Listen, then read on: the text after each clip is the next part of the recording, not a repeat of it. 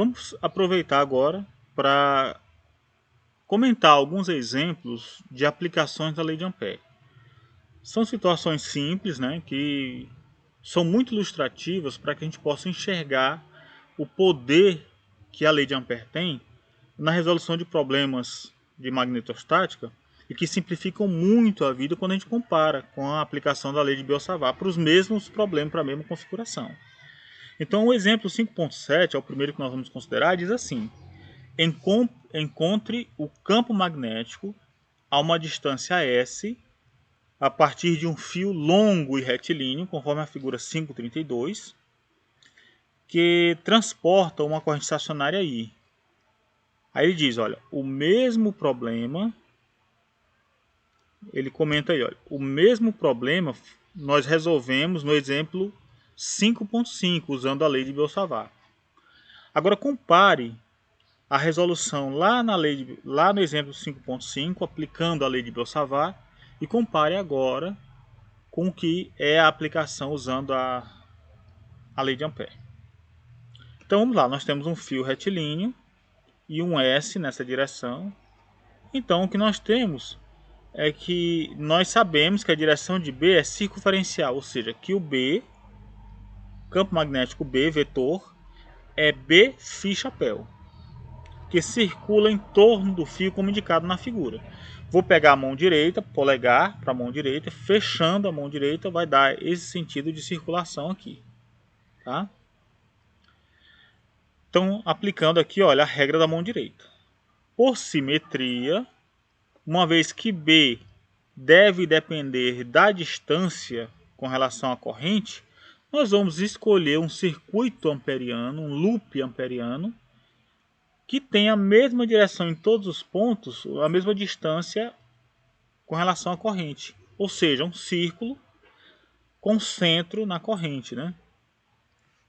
Então, a integral de B interno dl para todos os pontos vai ser B dl cosseno de zero, módulo de B, módulo de dl cosseno de zero, então vai dar B dl vezes 1.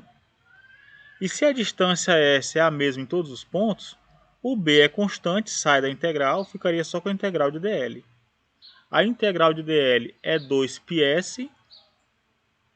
Então, se eu sei que a integral de B interno dl é μ0 I envolvido, então o B vai ser μ0I. Esse I envolvido é a própria corrente I, como está representado na figura. Ó. Então a lei de Ampère diz que a integral de B interno dl é μ0 envolvido. B interno dl dá B vezes 2πs, que é igual a μ0I. Então B é μ0I sobre 2πs. A forma vetorial, que é a forma resultante, a forma final, o resultado final é B, vetor B, igual a μ0I sobre 2πs, φ chapéu. Então, esta é a mesma resposta que nós tivemos antes, na equação 5.36. Só que aqui ela foi obtida, dessa vez, com muito menos esforço. É lógico, né? A equação usou propriedades de simetria e não a integração direta pela lei de Biot-Savart. Bem, um outro exemplo diz respeito a uma densidade de corrente superficial K que percorre um plano, né? Uma superfície aí, ó, no plano XY. Então é como se eu tivesse uma folha de papel alumínio, né? E a corrente vem de trás, ó, de menos x para mais x, anda no sentido positivo de x. Então ele diz, olha, encontre o campo magnético de uma corrente superficial uniforme infinita K, que é igual a Kx chapéu. E esse K, né, essa corrente está no plano XY. Então, se é uma folha, a gente deve sempre escolher um caminho fechado.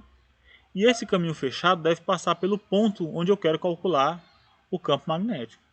Se eu quero calcular, se é uma folha fina, né? Então eu quero calcular, esse é o plano XY, quero calcular o campo magnético em pontos para Z maior que zero e Z menor que zero. Então, olha, como o esquema já dá aí pra gente, nós escolhemos um amperiano, um retângulo, em que metade dele está para cima e metade está para baixo. Ele tem largura L, tá? E uma altura aqui 2H, né? H de 0 a mais H vai para cima, de 0 para menos H vai para baixo. Então, é um retângulo onde ele costura, né? Costura a minha folha, tá? Bem, então, nesse sentido, a gente primeiro tem que saber o seguinte: qual é a direção de B? Primeiro, antes de qualquer coisa, qual é a direção de B? Se eu olhar para esse caminho fechado, a lei de Ampère diz que a integral de B interno dl, então o campo magnético B ao longo de todo esse caminho, é igual a μ0 I envolvido. Então a corrente I é a corrente que passa dentro desse retângulo, como está representado aí pelas 3 setinhas. Então, se eu colocar o polegar no sentido do X positivo, eu vou perceber que o campo magnético ele vai no sentido de menos Y quando Z é maior que zero. Então ele está indo aí para a nossa esquerda, aqui nessa linha, ó, nesse trecho aqui ele aponta para a esquerda, mas aqui embaixo ele aponta para a direita, porque é o sentido da mão direita fechando.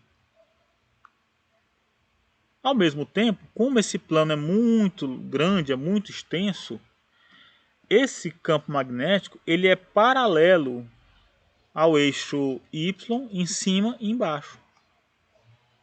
Então, a integral de B interno dl nada mais é do que BL, L é esse caminho aqui, ó, B interno dl é BL, já que o B e o L são paralelos, é B, módulo de B, vezes a integral de dl, que dá L, e aí eu conto em cima um BL e conto embaixo outro BL. O resultado é 2BL, igual a μ0 I envolvido.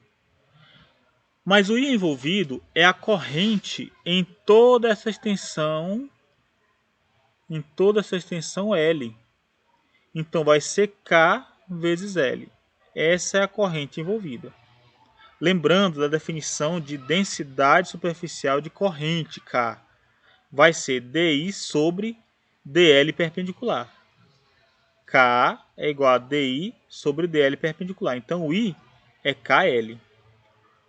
Igualando 2BL com μ0KL, o resultado é μ0 sobre 2 vezes K na direção positiva, olha, por baixo, na direção positiva, apontando para a direita, quando Z é negativo, e na direção negativa de Y, quando Z é positivo, em cima da folha.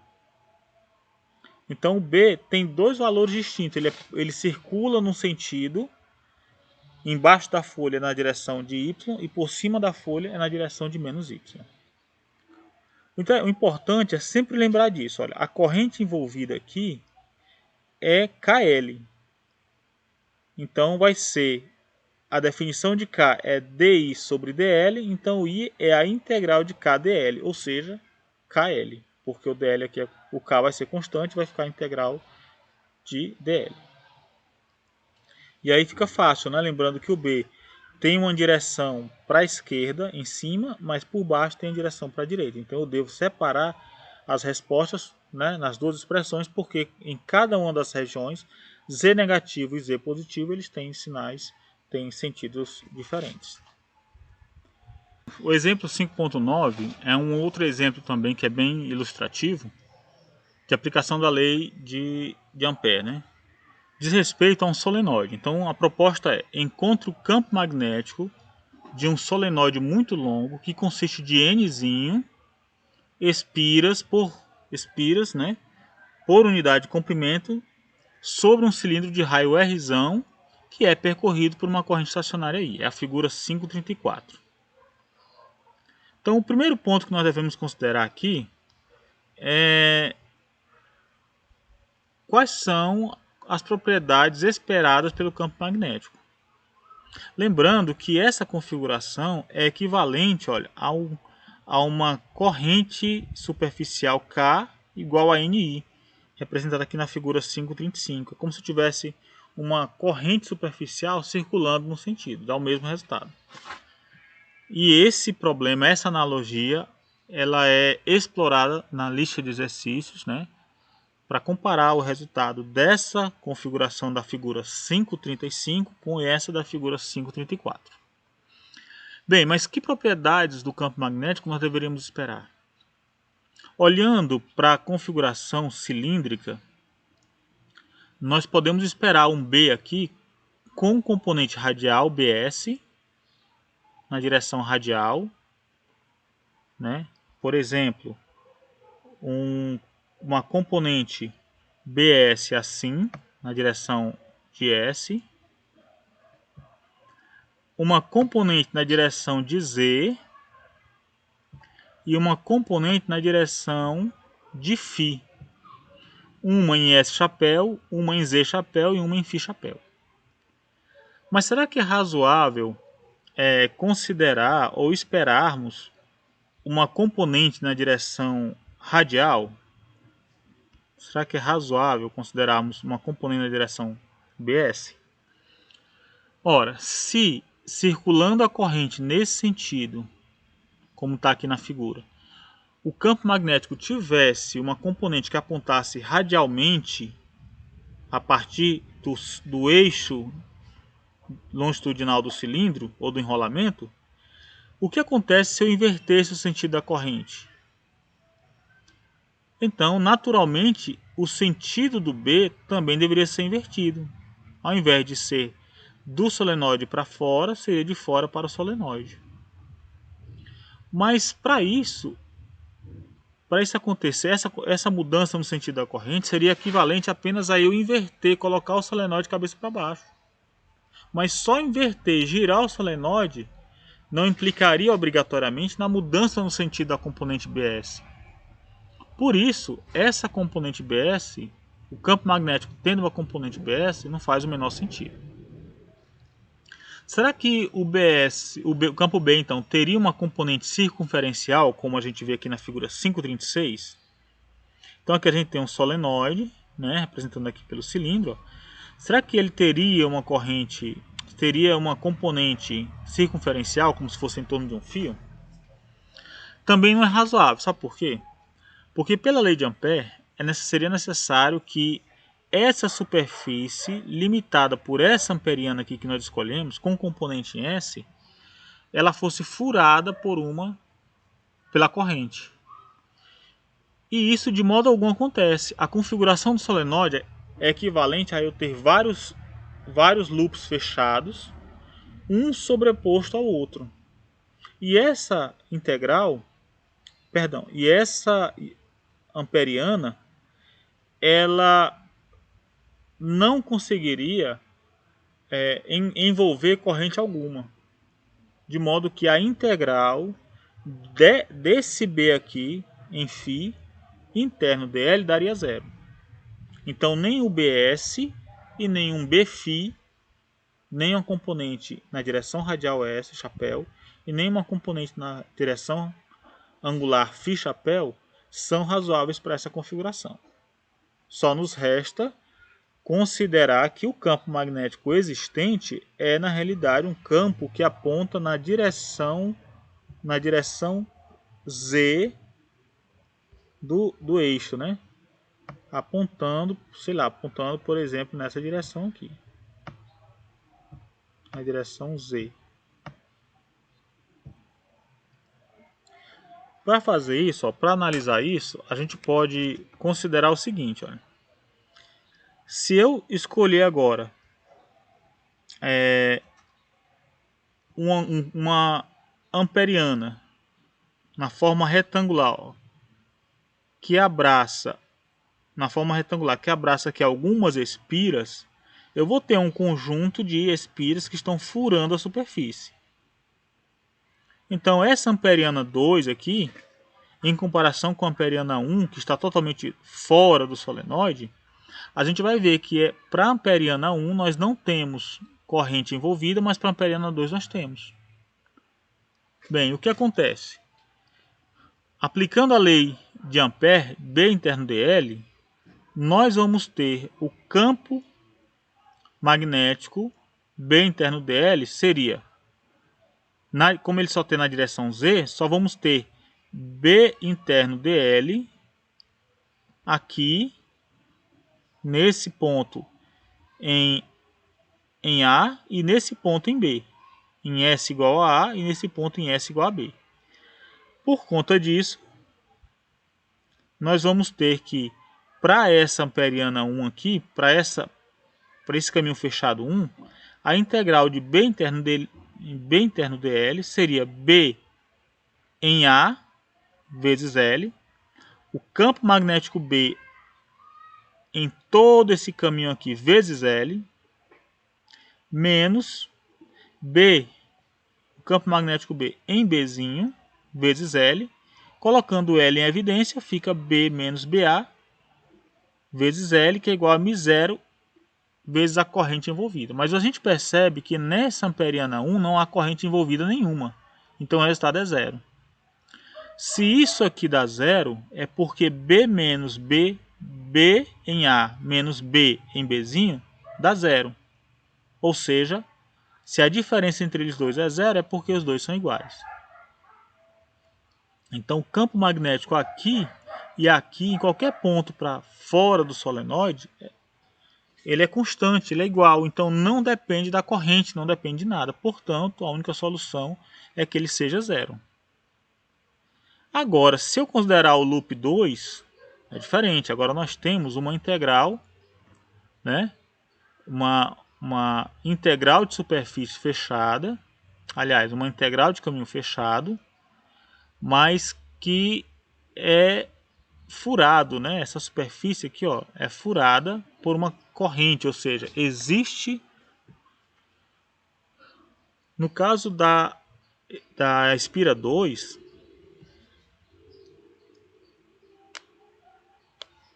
bem, no caso da amperiana 2, desse circuito fechado 2, nós já temos uma corrente envolvida. É o caso diferente, né, da integração em torno desse caminho fechado 1 aqui. Então vamos lá, a integral de B interno dl é quem? É B vezes L, que é igual a μ0i, só que essa corrente envolvida nada mais é do que N, o número de volts por unidade de comprimento, vezes a corrente de cada espira, vezes o comprimento. Isso tudo aqui define a corrente envolvida. Agora, por que BL apenas, né? Por que nós temos um BL? Né? Nós não temos esse BL aqui, olha, ele tem o mesmo papel de B em A vezes L e B em Bzinho vezes L, é o mesmo BL. Mas aqui eu não subtraí, por quê? Porque a única coisa que conta, esse BL aqui, é o resultado desse trecho aqui dentro do solenoide. Porque esse trecho fora é zero.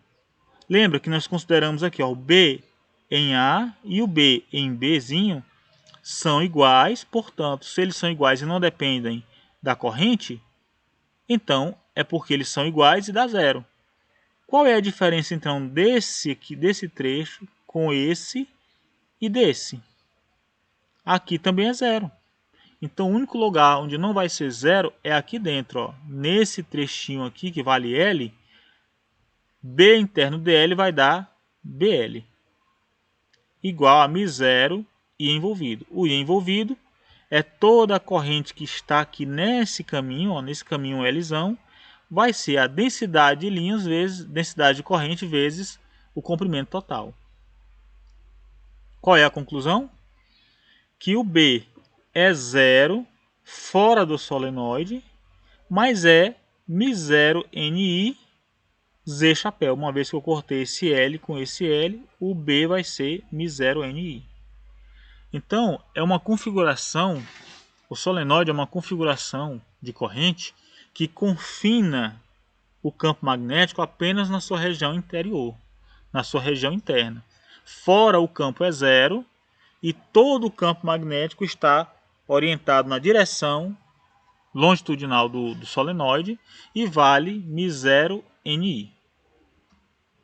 Observe que o campo dentro é uniforme, perceba, μ0 NI. Não depende de Z, está na direção Z chapéu, mas não depende de Z da distância da posição. Então o campo dentro é uniforme. Neste sentido, o solenoide está para a magnetostática, assim como um capacitor de placas paralelas está para a eletrostática.